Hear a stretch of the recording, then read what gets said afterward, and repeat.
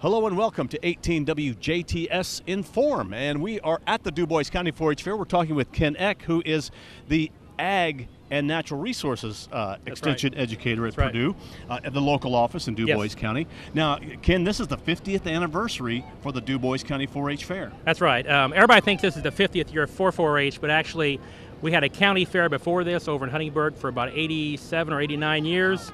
And they decided they wanted something more centrally located, so we came over here. That's what we're celebrating this year, is 50 years of this location and what they did with this new location since they came here. Now, 4-H really has its roots in agriculture.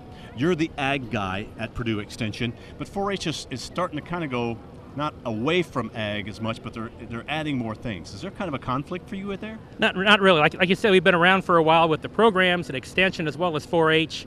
In this county, Extension started back 1917, and some of the 4-H programs like we have here started about 10, 15, 20 years later, depending on where you're at in the county. So, but back then, like you said, I have my roots, and it has its roots in an agricultural need. But that's what the community was back then. 98% of the county or higher was an agricultural-based population, and we've moved on to where we're getting more into an urban or a suburban or a non-agricultural type group. And with that, this program's tried to change. This year, the big thing is robotics. Right. They're trying to the Spark Clubs. The Spark Clubs try to bring in robotics, things that the local industries need. Back then, we taught things like corn, hogs, very important things for this county yet. We're a big livestock county, but that's what those people in that time, 100 years ago, almost needed. Nowadays, we've identified a lot of things with kids needing, how do we take care of the groups at the major corporations we have in Jasper and Huntingburg and Ferdinand? What needs do they have and what do their kids have as needs for trades that we have in the county at this time? So we're trying to find those things through the projects, as well as things like public speaking, writing, things that everybody in this county needs no matter what their job might be in the future. And get those across to kids and have them involved in that as well. Well, and really for kids, even if they are not farm kids living on a farm, they can still lease animals, and then they get that connection with the farm and start to realize what it takes to be in agribusiness. Oh yeah.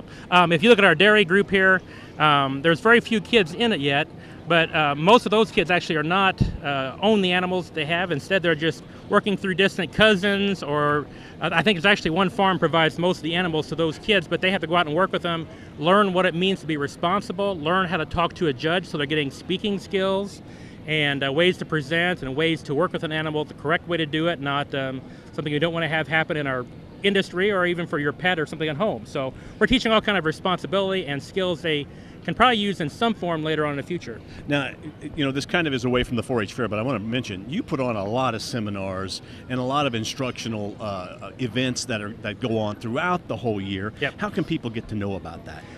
We try to put things in the local media sources any way we can. We try to get things out to a set group of people on our mailing list, so if people are interested, they can call our office.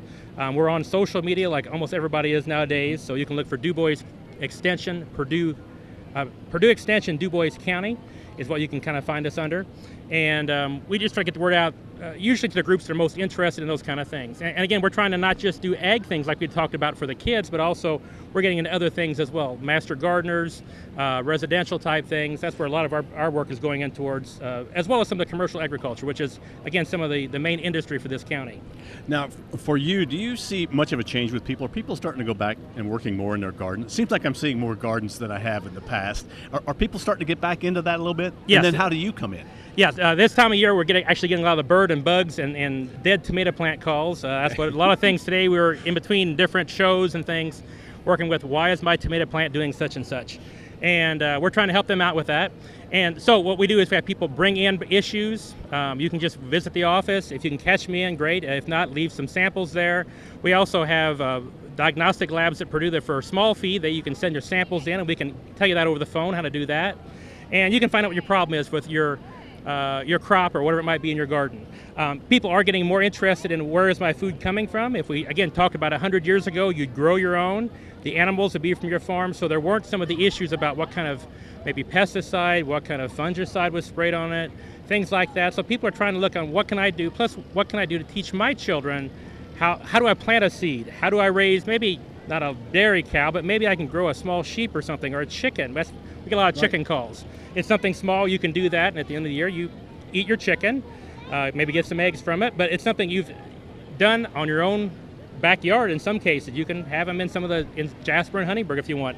No roosters, but you can have the chickens, as long as they don't crow. Okay, and you're a great source for getting information about what you can do. Is it okay to have 2 chickens? Is that enough for me? Or do I need to have 4? That kind of question. And if we can't help you, a lot of times we know sometimes we're more the connector in some cases too. So we can say, okay, call this person at City of Jasper, at City Hall, and they can help you out with what their ordinance might be for that thing. Now, make sure that you come out to the Dubois County 4-H Fair. It's going on all this week. Yes. Well, really through Thursday. Now, Thursday. Friday night, you've got ATV drags in the grandstand, Yes. demo derby Saturday night in the grandstands. Yep. So the fair's kind of on a different little bit of a routine. So whatever night you come on out and enjoy the Dubois County 4-H Fair. That's right. Plenty of things to see, plenty of things to learn. It's always it's always a lot of fun to talk to you. Yes, it is. Kenny, we appreciate the time that you take to help all the folks in the county and the work that you do to keep agribusiness important in Dubois County. Thank you, Bill. Thank you, Kenny Eck, and thank you for watching WJTS Inform. We're local people watching local people.